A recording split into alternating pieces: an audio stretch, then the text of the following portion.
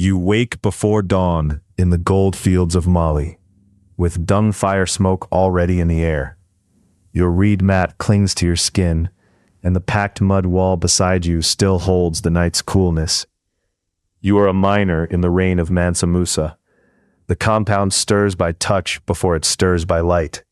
Your fingers find the rough rim of a calabash, the plated edge of a basket, the leather water bag hanging from a peg. Low, round houses huddle behind thorn fencing. A dawn drum carries across the fields from the work camp. Goats answer with thin cries. A woman nearby grinds millet between stones, steady and hard, while boys chase sleepy chickens from the yard. Dust lies over everything before the sun even rises. Cedar smoke from a richer household drifts faintly above the sharper smell of ash and damp earth. You pass a small prayer place of stones, then the store hut where tribute is measured. Beyond it, the pits open in the ground like dark mouths. Before anyone calls your name, your work has already begun. You knot your wrapper high, lift a wooden hoe, and shoulder a woven basket. At the pit edge, the older men test the rope ladder, then lower you toward the cool black seam. River mud between your toes gives way to dry grit as you cross the wash place below the slope. You kneel with a gourd scoop, loosening gold-bearing earth into a basket. Each scrape must be clean, waste too much, and the overseer sees it. The iron from a forge lingers on the picks, sharpened before sunrise. You trade your hoe for a short iron pick, and strike the wall in measured blows. Chips patter over your arms. A boy above hauls up the baskets, and empties them beside the sorters. The bite of leather thongs cuts into your palm as you brace a load for lifting. Men above pull on the rope. You guide the basket clear of the shaft wall so the earth is not spilled. One slip can break fingers. 2 slips can bury you. By mid-morning, the master's eye feels heavier than the basket on your shoulder. He stands beneath a parasol of woven grass, counting loads, watching who rests too long, who hides promising gravel, who drinks before the signal passes along the line.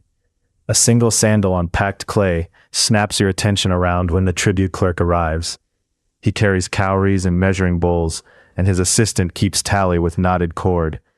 Gold dust is for the Mansa's wealth. If found, are not yours to keep. The empty grain jar waits in your thoughts while you work the sorting ground. Women and younger boys spread the excavated earth, picking darker stones and heavier grit into shallow wooden trays. If your share is lean tonight, the bowl at home will echo. Tallow lamps burned in the deeper shaft yesterday, and their stale grease still clings to the lower passage. You whisper Bismillah before descending again. Then, add a quieter plea your grandmother taught you for the old earth spirits beneath the hill. Near noon, the priest's chant rises from the shade shelter, where a traveler from the town has stopped to pray. Men pause with dust on their arms. The overseer allows only moments. You rinse your hands, bow toward the east, and feel the shaft waiting behind you. Then the earth answers with a crack. A support post twists. Loose soil hisses down the wall. You flatten yourself against the narrow side, while another miner loses footing and drops hard onto one knee, his basket spilling over your legs in a rush of grit. For several breaths, nobody moves. You hear only the river's slow current far beyond the workings, and the harsh pull of men breathing in dust. Then ropes come down. The injured miner is hauled upward first, jaw clenched, hands white with earth.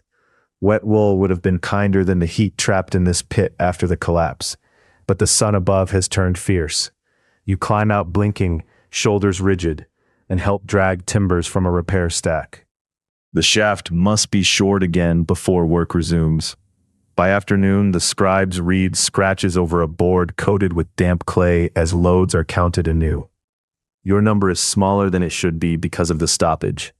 Nobody argues. You know the measure will still be taken at sunset. Frankincense clings to the robe of a merchant who visits with guards to inspect the day's collection. He does not touch the soil. He watches the washing pans instead, where heavier grains settle in the swirl. His bracelets catch the light that never reaches you. You return to the wash place with a wooden bowl, swirling water through crushed gravel. The smoothness of a worn gourd scoop steadies your hand. Sand slips away. Black grains remain. Then, between them, the faint yellow dust appears, like trapped sunlight in mud. The crow on the threshing floor beyond the camp caws as the last baskets are sorted. Men cough, spit brown, and roll sore wrists. You tie shut a small leather pouch for the overseer's measure, though your own fingernails still glitter with dust you cannot claim. At dusk, salt and tar rise from caravan packs newly unloaded near the road. Traders lead camels past the mine camp, bound toward towns where gold will buy cloth, books, copper, and horses. You watch from the shadows with a flat mouth and aching back. The cold of pre-dawn wind is gone now, replaced by heat stored in the mud walls of home. Your wife ladles millet porridge into a shared bowl and adds a little leaf sauce. Children stare at the dust in the lines of your hands. Jasmine would belong to courtyards far richer than yours, yet a girl passes wearing a faint sweet oil as night gathers.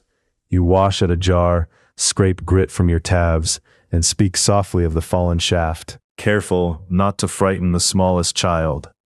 The unanswered name from the injured man's house hangs in the dark after the final prayer.